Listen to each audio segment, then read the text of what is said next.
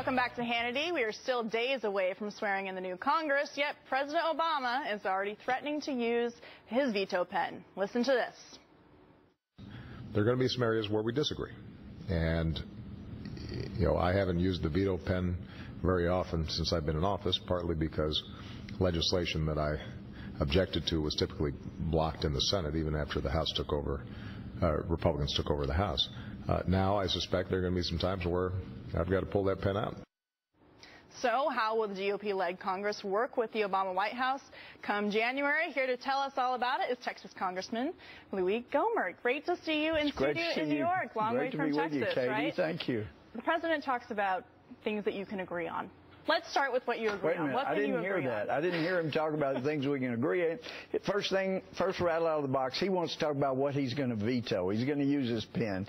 Well, we've already seen, you know, he used to tell us, Katie, if you've got any ideas about health care, then my door's open. Well, I tried. There are all these security people. They may not keep people from jumping over the fence, but by golly, they keep people from, like, getting to the president's Oval Office. So he wasn't serious about that. He's never really wanted to work with us. But there's a lot of things that we need to do that we didn't get done in the last Congress. Now, I for one, felt like there were many things that we passed, hundreds of bills we passed in the House. We should have forced the Senate to take a vote. If we had forced the Senate to take the tough votes, then you would have had even more Democrats staying home. Right. But now that we're going to have a Republican-controlled Congress in both the House and Senate, we need to send the bills, and we need to force the Senate to vote on them so that he does veto them, so that it'll be harder for a Democrat president to win unless they're on board for the things American people want. Right. Well, now that Harry Reid is not there, you guys are actually going to be... Well, he's there, but he's not leading the pack, stopping things at the door so they don't make it to the White House, right? You know, the president is saying, I've only vetoed 2 things, but that was really a move so that he can use his pen now and say he's not being overly zealous with his veto pen. So now that Harry Reid is not there to stop everything that comes out of the House, you know, you mentioned hundreds of pieces of legislation. We can't go through hundreds of pieces of legislation on air. What are the top 3 things that you think that the Republicans should do right away to get into the White House and to get President Obama using his pen either to sign something into law or to veto it? Well, one of my favorite things would be to eliminate the massive overregulation that we're creating. We need to stop the invasion of privacy of people's lives.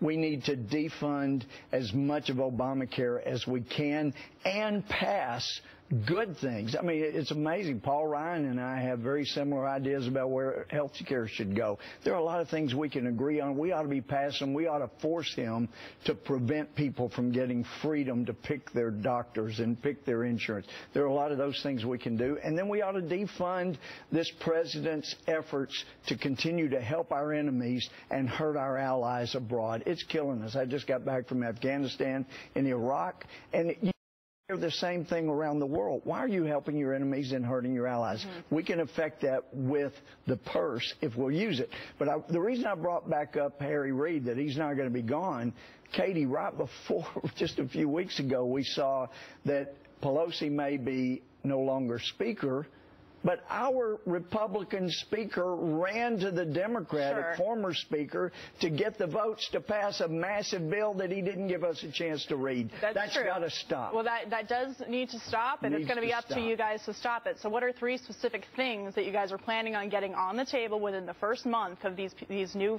members being sworn in? You have Mitch McConnell saying, you know, Obamacare, the medical device tax, which is, you know, something actually that Democrats disagree with. They want to get rid of that.